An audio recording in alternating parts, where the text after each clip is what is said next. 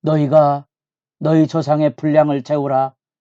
뱀들아, 독사의 새끼들아, 너희가 어떻게 지옥의 판결을 피하겠느냐. 새벽을 깨우는 거룩한 기도자 여러분, 천둥번개 같은 주님의 말씀에 엎드려서 조용히 머리를 조아리는 소중한 기도 시간이 열려지기를 바랍니다.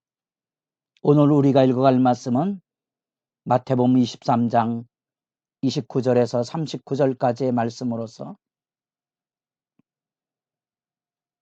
스스로 기만하는 죽은 종교의 마지막 7번째 화. 그래서 예수님께서 극단한 용어, 극단의 용례를 가지고 하나님의 심판을 선포하고 예루살렘의 멸망을 우짓는 그 말씀으로 우리가 주의 심판의 말씀을 매듭짓는 단락입니다. 예수님의 이 심판의 말씀은 더 이상 돌이킬 수 없는 하늘의 심판이 눈앞에 도래와 있음을 선포하고 있는 통곡과 절망의 외가디 신음소리입니다. 단지 남에 대한 저주의 말씀이 아닌 우리가 겪고 있는 불신앙의 거대한 장벽, 계란으로 파헤치는 것과 같은 죄악의 지배력 앞에 절규하고 있는 내용입니다.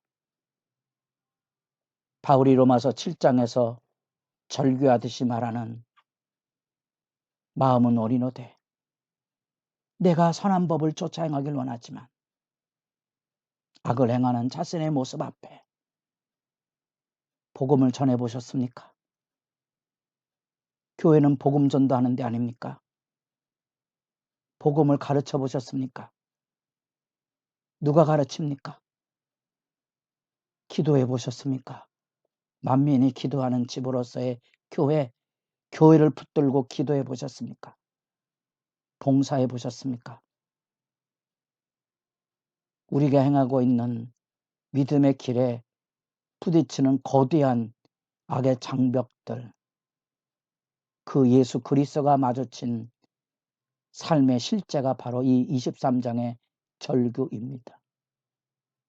그게 무서운 것으로 화와 저주로 나타나는 것은 그들이 하나님을 잘 믿고 있다는 교만이고 그 교만을 꾸며내기 위한 기만의 위선을 지금 여기 예수님께서 7번째 화로서 정점의 외침을 들려주고 있습니다. 화에 쓸저 외식하는 서기관들과 바리새인들이여,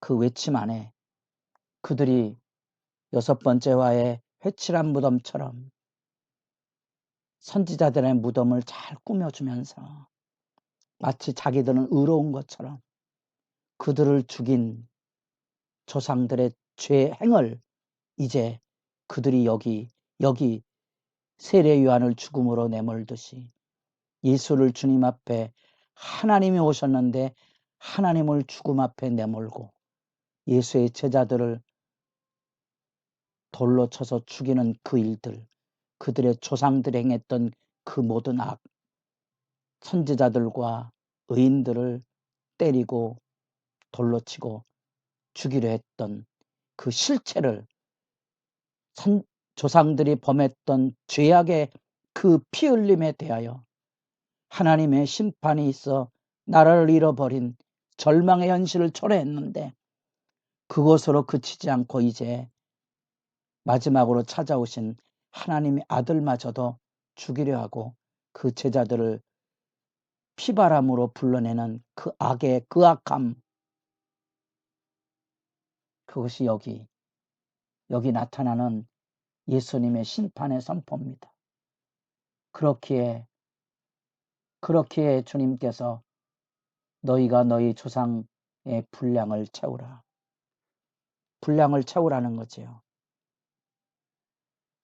선지자를 죽였던 그 피를 이제 예수를 죽이는 그 피로 채워서 이 땅에 악이 가득한, 의인의 피가 가득한, 더 이상 하나님이 좌시할 수 없어 하나님의 심판이 쏟아지는 그 길로 나아가는 외마디 비명의 호소가 여기에 담겨져 있습니다.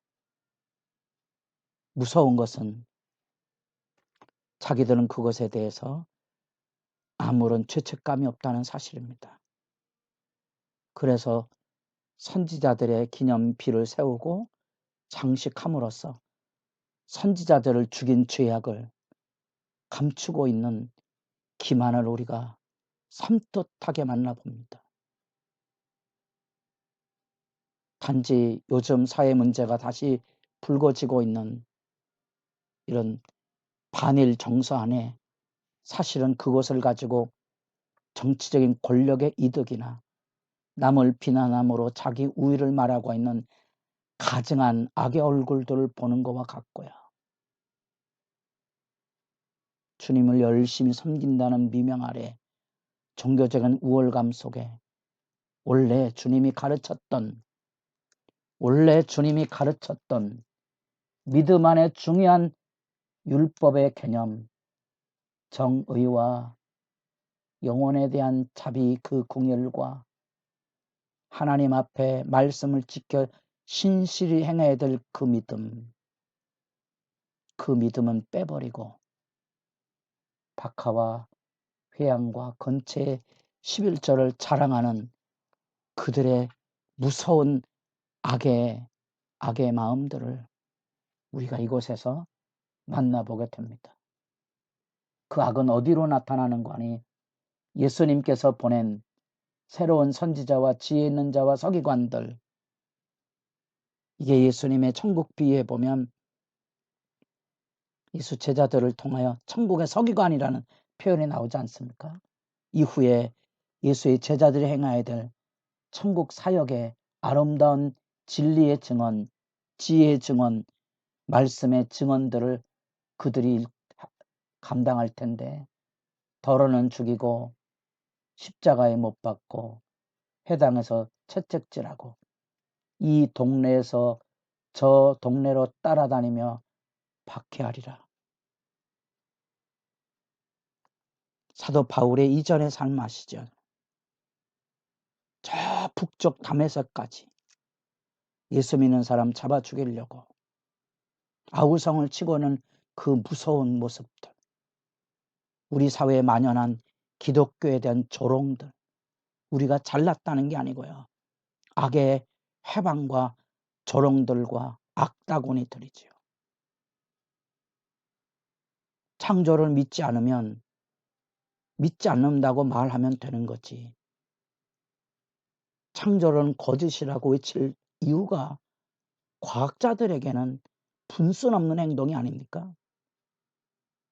우리 사회 안에 이렇게 만연하고 있는 악의 날뛰음의 선연한 모습을 여기, 그러므로 의인 아벨의 피로부터 성전과 제단 사이에 너희가 죽인 바가라의 아들 사가라의 피까지 땅 위에서 흘린 의로운 피가 다 너희에게 돌아가리라.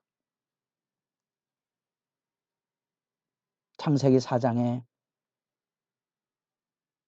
아벨이 흘려진 이 죄의 실체, 3장에서 인간이 범죄하고 죄가 뭐냐? 제사드리다가 마음에 들지 않으면 동생 때려주는 게 죄입니다. 그 죄의 실체로부터 사가랴의 피까지, 이것은 여호야다의 아들 스가랴거든요. 이게 역대기 기록입니다. 유대인들이 가지고 있는 성경은 창세기에서 시작해서 역대기로 끝을 맺습니다. 역사 이해입니다. 그러니까 처음부터 끝까지 이스라엘 전체 역사 속에 이 인간이 하나님을 떠난 죄악의 역사 속에 이루어지는 피 흘림의 강수처럼 흘러넘치는 그 모든 것에 대하여 하나님이 신원, 그 억울한 피 흘림을 신원해 주셔서 심판으로 다가올 것인데 그것이 이제 예루살렘의 황폐함입니다. 암탉이 그 새끼를 날개 아래 모음같이 내가 내 자녀를 모으리 하늘이 몇 번이더냐. 그러나 너희가 원하지 아니하였도다. 예수님의 눈물을 배우십니까? 그 하나님의 심판의 저주가 예루살렘의 멸망으로 초래될 것이기 때문에 예수님은 지금 눈물에 호소하고 있는 겁니다. 생명과 복됨을 전해줘야 될 증인들이 앞장서서 죽임과 핍박을 자행하면서 자기들은 의롭다고 생각하고 외치고 있는 이 우매하고 이 어리석은 거짓의 기만의 모습들, 피의 본물이 이루어지는 그곳에 하나님의 신원하심이 나타날 텐데 예루살렘 처절한 질민혈의 난락으로 떨어질 것입니다. 이 말은 예수님의 사역을 30년대로 보면 70년대에 이루어지는 처참한 예루살렘의 몰락을 살떨리게 지켜보게 하는 말씀이고, 우리가 코로나 바이러스로 인하여 전 세계적인 전염병의 통곡과 아픔과 더불어 한국교회는 예배조차 드릴 수 없었던 황폐함의 모습 앞에 전율하게 되는 악의 지배력을 생각하게 됩니다.